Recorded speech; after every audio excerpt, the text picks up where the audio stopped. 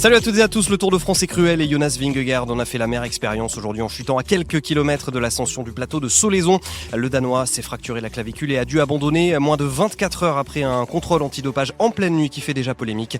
Pendant ce temps-là, avec la bénédiction de Tadej Pogačar, le Belge Remco Evenepoel a pu lever les bras sur la ligne. Sa troisième victoire sur les routes du Tour, un peu en retrait aujourd'hui. Paul Sexas perd son maillot blanc mais reste quatrième du classement général. Et pour débriefer cette 15e étape du Tour de France, j'accueille nos spécialistes, les reporters du journal L'équipe qui vous font vivre la course au quotidien dans leurs articles et dans ce podcast. Je salue d'abord Thomas Perotto qui est descendu de sa montagne, oui, parce que nous sommes dans la vallée. Salut Thomas. Tout à fait, salut Arnaud, salut tout le monde. Salut à Luc Herinx. Salut Arnaud, salut tout le monde. Et bonsoir à Julien Chenet. Et bonsoir à tous. Et c'est parti pour le 16e épisode de l'équipe du Tour 2026. Et comme tous les soirs, avant de débattre notre traditionnel tour de table, quelle image avez-vous envie de retenir de cette 15e étape du Tour de France ? J'ai une petite idée, mais Julien, je te donne la main. Oui, je vais pas être très original, mais forcément, c'est la chute de Jonas Vingegaard dans ce virage en 5e position, alors que Campenars faisait le train, tout son train était en place.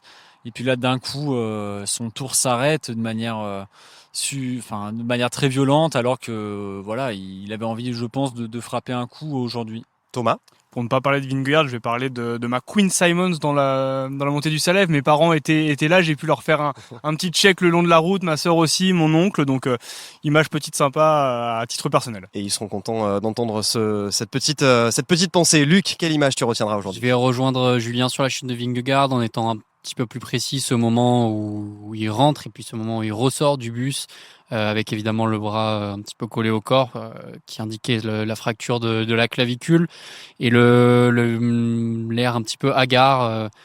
Il avait l'air profondément affecté par cette chute. On en parlait hier, on était un petit peu en admiration envers sa détermination pour continuer à essayer de renverser Pogačar malgré les 4 minutes qui les séparaient. Et aujourd'hui, tout s'effondre alors que il a eu plein de vents contraires encore cette nuit, et pourtant les Visma ont roulé toute la journée, ils ont encore tenté quelque chose et le voilà à terre. Donc j'espère qu'il va profiter de ses vacances comme l'a dit Pogačar aussi tout à l'heure en conférence de presse. Alors on n'en doutait plus vraiment, mais cette fois la voie est définitivement libre justement pour Tadej Pogačar avec ce coup de tonnerre sur la route du Tour à une vingtaine de kilomètres de l'arrivée de la 15e étape au plateau de Solaizon ce dimanche. La chute et l'abandon de Jonas Vingegaard, deuxième jusqu'alors du classement général. Le Danois s'est relevé le bras droit en écharpe avant de monter dans l'ambulance du Tour. Fracture de la clavicule, intervention chirurgicale a priori dans les prochains jours. C'est quand même la première fois qu'il abandonne sur le Tour, Jonas Vingegaard. Voilà, on dit souvent que les grands champions connaissent toujours une année un petit peu comme ça, une année sans. Il y a plein d'exemples dans l'histoire du Tour, Thomas, mais voilà, ça arrive cette année à Vingegaard malheureusement. Oui, c'est la première fois sur le Tour, mais c'est pas la première fois non plus qu'il doit abandonner des courses par étapes importantes. Je pense notamment évidemment au Pays Basque en 2024 où là c'était vraiment plus grave. Je dis pas que c'est pas grave une fracture de la clavicule, mais sa blessure l'avait vraiment laissé sur le côté pendant très longtemps. Là que ça arrive sur le Tour de France, c'était le dauphin de Tadej Pogačar.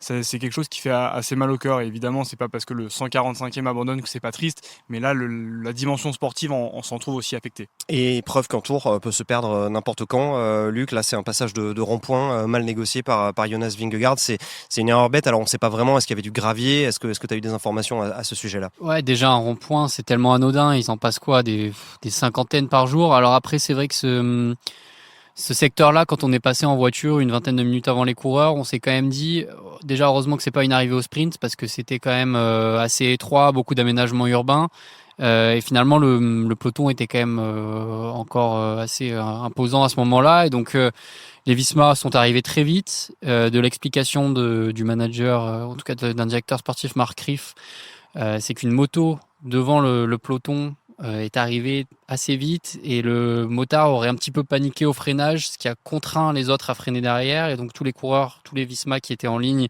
ont freiné. Ça les a amenés à prendre un petit peu plus large, parce qu'il me semble que ce rond-point il a été pris à l'intérieur par les échappés et que le peloton l'a pris à l'extérieur. Et donc avec ce freinage un petit peu tardif, Vingegaard heurte le trottoir, je pense. Enfin, en tout cas, il prend trop large, il tombe, il n'est pas le seul à tomber, et malheureusement, c'est lui qui en paie les plus grosses conséquences. Et ça rappelle d'ailleurs l'image de Tadej Pogačar qui avait chuté à peu près dans le même genre de circonstances l'an passé à Toulouse et qui s'en était sorti de très très peu. Mais voilà, ça nous dit là aussi, Julien, que vraiment les coureurs ne sont pas à l'abri, on le dit, on le répète, mais c'est vraiment une image choc et à la fois une image qu'on peut attendre et dont on sait qu'elle peut arriver. Oui, et puis là, elle survient dans un contexte quand même particulier. Je pense qu'on va en reparler un peu longuement, mais ce contrôle antidopage à 2 heures du matin, je sais pas ce qu'on a dit Visma, mais en tout cas, les adversaires de Vingegaard, Pogačar et Evenepoel se sont exprimés là-dessus. Evenepoel disait en conférence de presse qu'il trouvait ça inhumain, un contrôle à 2 heures du matin. Alors pour remettre dans le contexte, justement, c'est vrai qu'on va pas pouvoir s'empêcher de faire en tout cas, même s'il n'existe pas, au moins d'imaginer un lien potentiel entre cette chute et le contrôle antidopage dont tu parlais. Il a subi un contrôle antidopage à 2 heures du matin, Jonas Vingegaard, la nuit dernière. D'ailleurs, Tadej Pogačar, je crois que c'était 5 heures du matin. Et il a expliqué, Jonas Vingegaard, qu'il a mis énormément de temps à se rendormir. Voilà, il a certainement passé une nuit moins bonne que prévu. Voilà, ça c'était pour remettre dans le contexte. Je te redonne la parole, Julien. Oui, et puis on sait que voilà, dans un peloton, il faut faire preuve d'une vigilance totale, parce que le danger peut survenir à n'importe quel moment, et c'est difficile de ne pas faire un lien entre cette chute. Il est seul à chuter dans son équipe, enfin c'est le premier à tomber, et c'est celui qui a justement été réveillé au milieu de la nuit. Voilà. En tout cas, Pogačar et Evenepoel ont été solidaires vis-à-vis de Vingegaard à ce niveau-là. Ils trouvaient que c'était inhumain. En tout cas, c'est les mots d'Evenepoel, et que si ça lui était arrivé à lui, il aurait sans doute payé quelqu'un dans le staff ou pour réveiller justement les contrôleurs au milieu de la nuit, pour leur faire prendre conscience à quel point c'est délicat. Alors Luc, je crois que tu étais au bus justement de Visma Lease Bike ce soir. Qu'est-ce qu'il se dit? On tempère un petit peu, il me semble, chez l'équipe néerlandaise. Ouais, on a essayé de vite passer à autre chose, en tout cas aux autres questions. Mark Riff a tout de suite dit qu'il fallait pas extrapoler, qu'évidemment il y a eu ce contrôle, mais que voilà, ça aurait pu survenir un autre jour. C'est tellement anodin, on est sur un rond-point comme ils en prennent tous les jours. Et c'est vrai que nous, on fait le lien immédiat, mais ça aurait pu tellement arriver dans d'autres circonstances aussi. Nous, on le fait, les coureurs le font aussi. Et les coureurs le font, Pogačar. Et t'as raison, j'allais y venir. Et Pogačar le dit, lui, il imagine qu'il y a forcément au moins un petit pourcentage d'explication qui vient de ce réveil en pleine nuit, parce que Pogačar disait, à la limite, moi j'ai eu la chance d'être réveillé à 5 heures du matin. À 5 heures, j'ai passé ma phase de sommeil profond, j'ai pu récupérer, j'ai pu me réveiller. Certes, je me suis pas endormi, mais au moins j'avais fait déjà une partie de ma nuit. Vingegaard, lui, réveillé à 2 heures, donc ça a mis beaucoup de temps à se rendormir. Tout dépend un petit peu aussi de l'heure à laquelle il s'est couché. On sait qu'il y a des phases il y a des cycles de sommeil, il y a des cycles de 90 minutes. Dans quelle phase il était? Est-ce que ça... Certainement, le manque de récupération et la fatigue, ça impacte forcément les fonctions cognitives. Donc, c'est difficile de ne pas y voir un lien, mais je sais pas si on n'est pas dans la suranalyse aussi par rapport à ça. Et les coureurs, en tout cas, si nous on est dans la suranalyse, c'est aidé par les coureurs comme Tadej Pogačar et Remco Evenepoel, qui manifestement font la même analyse que nous, ou en tout cas se posent les mêmes questions que nous. Thomas, je me tourne vers toi. J'aimerais juste savoir comment ça se passe, parce que ce genre de contrôle, normalement, c'est pas possible en pleine nuit. C'est de 22h à 6h du matin, je pense, les règles de l'antidoping. L'heure légale, c'est de 5 heures du matin à 23 heures. Ok. Pour qu'un contrôle survienne hors de cette fenêtre-là, fenêtre que les coureurs connaissent, ils sont déclarés dans le logiciel Adams, il faut alors je ne sais pas quel est le terme technique exactement, le terme juridique, mais une dérogation ou l'accord d'un juge qui valide en fait c'est une espèce de perquisition en pleine nuit au domicile d'un coureur, sauf que là on n'est pas au domicile d'un coureur, c'est un format en course, donc à l'hôtel des coureurs. Tous les commissaires UCI savent, enfin l'UCI ou l'Agence mondiale antidopage, les instances savent pendant le Tour de France où sont logées toutes les équipes, quelles sont les chambres des coureurs. Donc en fait, il n'y a pas de hasard, ils allaient voir Jonas Vingegaard sur cette fenêtre-là. Mais ils avaient donc le droit pour eux, puisque ils peuvent, en cas de dérogation ou d'accord d'un juge, aller contrôler un coureur à cette heure-là. Et en tout cas, c'est vrai que le timing interroge. Luc, tu voulais ajouter quelque chose? Ouais, je voulais faire les précisions un petit peu juridiques, parce que on est resté un petit peu dans le flou toute la journée, à chercher tous les points de règlement de l'UCI, la loi française, etc. Et donc l'ITA, l'International Testing Agency, qui est donc la branche indépendante de l'UCI qui s'occupe des contrôles, m'a répondu tout à l'heure avec un communiqué.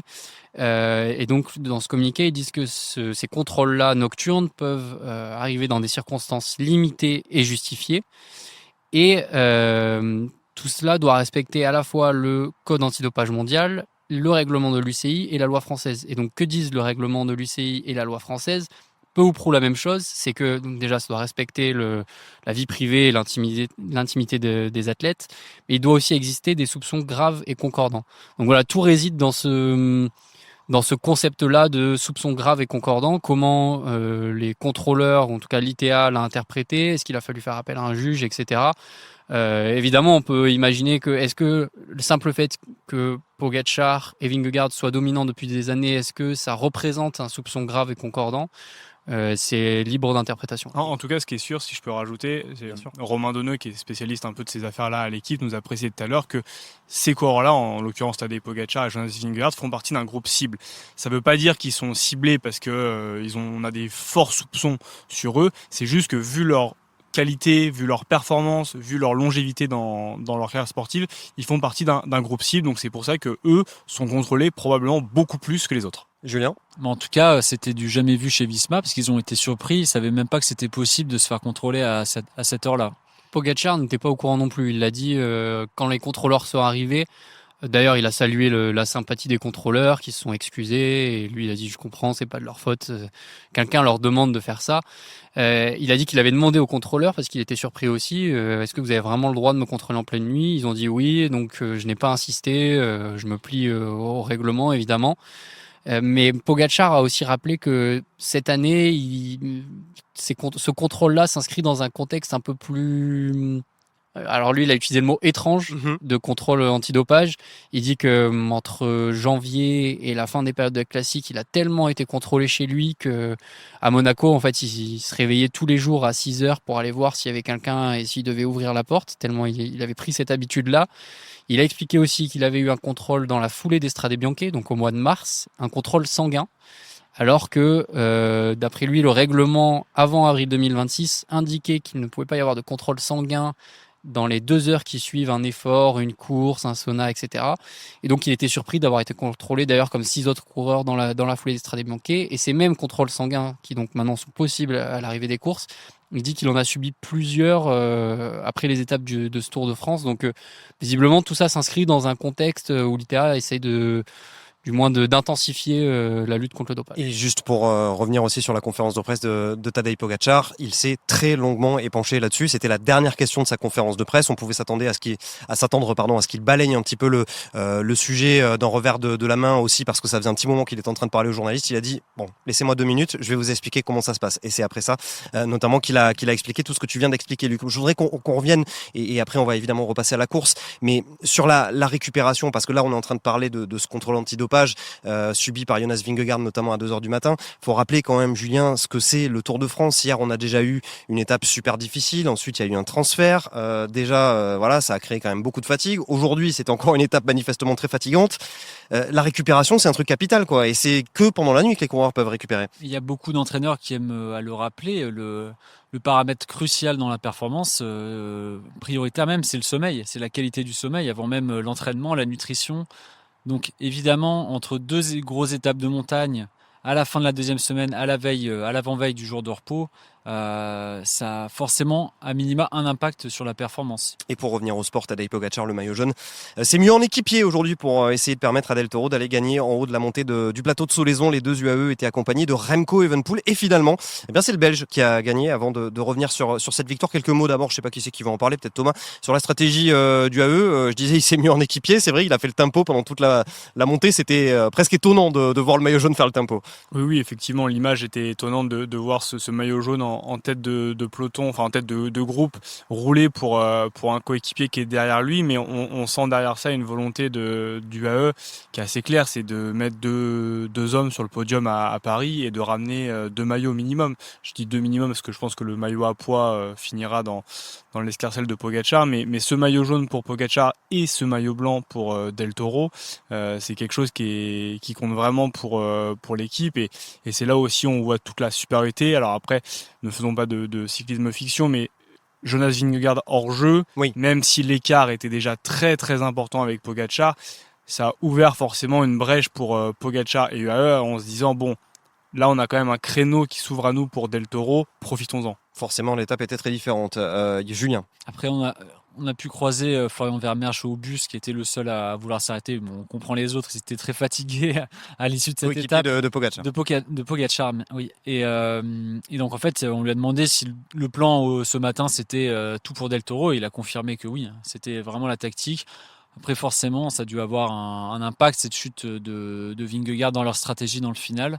Mais c'était une image très marquante, effectivement, de voir le maillot jaune se muer en équipier comme ça, avant même la dernière semaine. Thomas. Et ce qu'on peut rajouter, c'est qu'il y a 5 semaines, Del Toro avait gagné au plateau de Solaison lors du Tour Auvergne-Rhône-Alpes. Donc j'imagine qu'il y avait aussi ça dans leur tête de dire ok, il a gagné sur le Tour Romaine-Rhône-Alpes, maintenant on va le faire gagner au Tour de France au même endroit. Et finalement, c'est donc Evenepoel. Oui, vas-y, Luc. Ouais, je pense que ça semble acquis parce que on a tous entendu un petit peu ce qu'il y a pu se dire au bus, mais en voyant les images à la télévision, on a presque eu l'impression que Pogačar offrait la victoire à Evenepoel à la fin. Alors, Il a vu justement, que Del j'allais y Toro- venir. Ah pardon, ok. Donc J'allais- je devance ta non, question. mais c'est pas grave, tu fais très bien d'en parler, mais c'est vrai qu'on a ce sentiment-là, effectivement, de. Bah, comme on voit Del Toro lâcher et que Pogačar finalement ne tente pas de déboîter au sprint Evenepoel, on se dit qu'il lui fait le cadeau. Pogačar s'en est défendu en conférence de presse. Il disait que depuis le début, Tu l'imagines sérieusement dire oui, j'ai laissé la victoire Il a à un petit Remco peu Evenepoel. côté en touche quand même, il a fallu poser plusieurs fois la question. Hein. ouais, mais il disait que le but c'était d'aller chercher la victoire d'étape pour Del Toro, que dans le final il s'attendait à ce que Del Toro fasse son sprint et qu'en fait il y a encore eu un problème de communication parce qu'il s'entendait pas très bien à cause de la foule et que le démarrage d'Evenepoel l'a surpris et qu'il a eu du mal à réagir dans la foulée. Julien, vas-y. Durant les attaques de Del Toro, à chaque fois, Pogačar, il a pris une mini cassure, pas grand-chose, hein, 1 mètre ou 2, mais je me demandais si c'était un peu parce qu'il était dans on va dire, il était passif durant cette montée finale parce que c'était pas à lui de gagner, ou alors est-ce qu'il était un peu moins bien aujourd'hui? Et après, mon sentiment dans le sprint final, c'était peut-être que je me suis posé la question, est-ce qu'il avait envie de gagner le jour où Vingegaard abandonne? Peut-être qu'il voulait s'épargner de lever les bras sur une journée pareille. Bon, en tout cas, Remco Evenepoel gagne et il place cette victoire très très haut. Il l'a dit dans son palmarès. On rappelle juste quand même qu'il est champion du monde, champion olympique, vainqueur de Liège-Bastogne-Liège notamment, qu'il a gagné la Vuelta. Mais celle-là, il l'a dit. Je sais pas qui c'est qui veut réagir là-dessus, Luc ou Thomas. Il la place quand même assez haut dans son estime, on va dire. Bah, elle est importante parce que Evenepoel il souffre des critiques depuis pas mal d'années sur sa faculté à s'imposer ou du moins à résister en haute montagne ou du moins sur des longues ascensions. Et aujourd'hui, c'est sur une vraie étape de haute montagne. On arrive dans les Alpes, c'est ici qu'il s'impose. Ça, quelque part, c'est une démonstration, quoi. C'est une réponse aussi à ces derniers mois où on l'a pas vu courir. Il a changé d'entraîneur. Il y avait ce co-leadership avec Lipovic où on le bassine depuis le début en disant ok, t'es meilleur en contre-la-montre, mais dès que la haute montagne va arriver, Lipovic va prendre le dessus et cette stratégie va voler en éclats. Et qu'est-ce qui va se passer chez Red Bull? Et pour l'instant, il résiste. Alors, Pogačar a un petit peu tempéré ça en conférence de presse. Il disait qu'aujourd'hui, ça avait été plutôt cool par rapport à hier, par exemple, sur le fait que voilà, on a laissé du champ à l'échappée, on n'a pas beaucoup roulé derrière, et donc c'était presque un effort brut en fin d'étape, ce qui convient plus à Evenepoel. Mais Evenepoel lui-même semblait assez ému de cette victoire. Julien. Je mettrais un petit bémol à ce que tu dis, Luc, dans le sens où c'était pas non plus une grande étape de montagne. Il n'y avait pas eu un enchaînement de cols ou des efforts d'1 heure. Le plus long, c'était le plateau de Solaison qui durait à peu près une demi-heure. Et je pense que. Et puis c'est monté à son rythme en plus. Enfin, je veux dire, il n'y a Oui. pas eu de Il y a pas eu gros changement de rythme. Ouais. Donc je pense que on en saura plus en troisième semaine. Ça risque d'être un peu plus compliqué pour Evenepoel. Une dernière question là-dessus. Juste rappeler quand même que Remco Evenepoel a aussi perdu de la masse. Hein. Il est un petit peu plus fin cette année. Ce qui lui permet de mieux grimper. On va passer à Paul Sexas dans un instant parce que le temps presse. Mais là, il devient le deuxième homme. Il est à 5 minutes au classement général de Tadej Pogačar. Est-ce que dans un coin de sa tête, avec le chrono qui va arriver mardi, est-ce que dans un coin de sa tête, Remco Evenepoel peut se dire pourquoi pas? Et si c'était moi? Non. Je vais te dire une réponse toute simple. Il y a encore 24 heures, on se disait que les coureurs allaient probablement se battre pour la 3e place. Sauf qu'aujourd'hui, le 2e du général, il est plus là. Remco Evenepoel est 2e du général. Si par malheur, il arrive quelque chose à Tadej Pogačar, il faut un 2e. Oui. Et ce 2e sera 1er. Donc Remco Evenepoel, je pense qu'il a aussi ça en tête. Non pas que Tadej Pogačar tombe, mais d'être le 2e homme de ce Tour de France. Bon, il y en a un qui pour l'instant est le 4e homme de ce Tour de France, c'est Paul Sexas qui a montré ses limites, on peut le dire, je pense, pour la première fois dans ce Tour, enfin limite toute relative, hein, parce qu'il termine quand même 4e de l'étape, il me semble. Il a quand même bien géré son effort. Thomas, je vais te donner la parole parce que tu étais là-haut et peut-être que tu as vu Paul Sexas à l'issue de l'étape. Il semblait quand même plutôt content a priori. Hein. Oui, il a dit qu'il était globalement satisfait de sa performance, de sa montée, surtout d'avoir géré pratiquement 7 bornes seul, parce que en fait c'est ce qui l'a un peu inquiété dans un premier temps, c'est que c'est parti de très loin. C'est pas une attaque de Pogačar à 1,5 km du sommet où tu sais que tu peux quoi qu'il arrive, limiter la casse en termes de minutes. Là, Pogačar accélère, plus qu'attaque peut-être, il accélère à 7 bandes du sommet, donc 7 km avec les pourcentages qu'on avait dans Solaison. Si quelqu'un a un coup de moins bien ou connaît un jour sans, c'est pas une cinquantaine de secondes qu'il peut perdre à l'arrivée, c'est je pense bien plus. Donc Paul Sexas au moins, il a concédé du temps, oui, mais il en a repris pas mal sur Juan Ayuso, qui était aussi jusqu'à hier son principal adversaire pour le maillot blanc. Donc voilà, Paul Sexas et même son équipe retenaient sur tout ça, le fait d'avoir limité la casse. Il a roulé tout seul, parce que Florian Lipovic avait Remco Evenepoel devant, et je pense pas que Florian Lipovic était en mesure de dépasser Paul Sexas. Juan Ayuso était aussi derrière, puis a fini par lâcher. Donc la course-poursuite, entre guillemets, il l'a effectuée tout seul. Julien, là-dessus, est-ce que tu voulais t'exprimer sur Paul Sexas, parce que il est à 25 secondes là finalement de la 3e place du classement général d'Isaac Del Toro. Bon voilà, il reste pas loin, et c'est vrai qu'on a eu ce sentiment-là. Il n'a pas du tout craqué. On se souvient Pogačar par le passé ou même Vingegaard qui ont pu prendre des gros éclats. Là, c'est pas du tout le cas effectivement. Non, puis il a dit qu'il a géré un peu, il a même pêché un peu d'un excès de gestion. Parce qu'il découvre le Tour de France aussi, il veut pas présumer de ses forces, ce qui est une preuve de maturité aussi. Il a peur d'un coup de moins bien, parce qu'il continue de naviguer en eau inconnue. Donc voilà, il a tenu le cap malgré tout. Il n'a pas cédé et il reste dans le match pour le podium. Thomas, on n'a pas parlé très longtemps avec lui sur la ligne, mais effectivement, il a dit cette phrase où il avait le sentiment qu'il pouvait en mettre un peu plus, qu'il a beaucoup hésité à plusieurs moments à accélérer un petit peu, mais vu la longueur qui restait jusqu'à la ligne d'arrivée, comme disait Julien, c'est là où il est rentré dans un mode presque de gestion. je le disais, 25 secondes. Oui, vas-y Luc, pardon. Je pense qu'on le voit aussi en direct quand même, parce qu'il craque à donc 7,2, c'est-à-dire 200 mètres avant Lipovic, avant Lipovic et Ayuso. Et en fait, je pense qu'il doit avoir un œil certainement sur son compteur, et il le sent, ce changement de rythme de Pogačar, comme en plus il l'a dit après la course.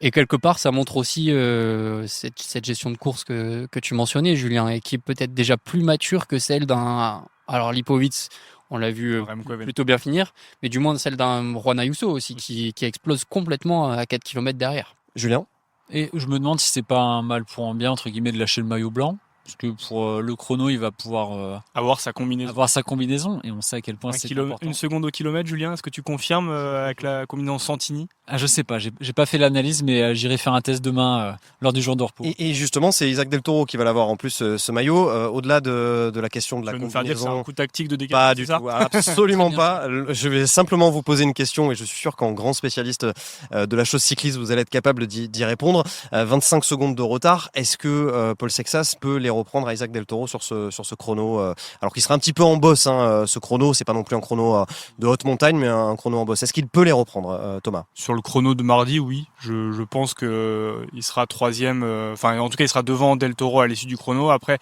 la seule chose qui est peut-être un peu plus gênante pour la fin de semaine, c'est que le maillot jaune de Tadej Pogačar étant assuré, on va dire, le pire ennemi en fait de Paul Sexas, c'est Tadej Pogačar, parce qu'il va vouloir énormément aider Del Toro, et donc ça c'est quand même un caillou dans la chaussure de Paul Sexas qu'on avait peut-être pas vu venir comme ça. J'ai quand même juste envie de vous poser une dernière question, parce que hier, c'est pas qu'on s'est emballé, mais on a apprécié la performance de Paul Sexas du côté des Vosges et du côté du Markstein.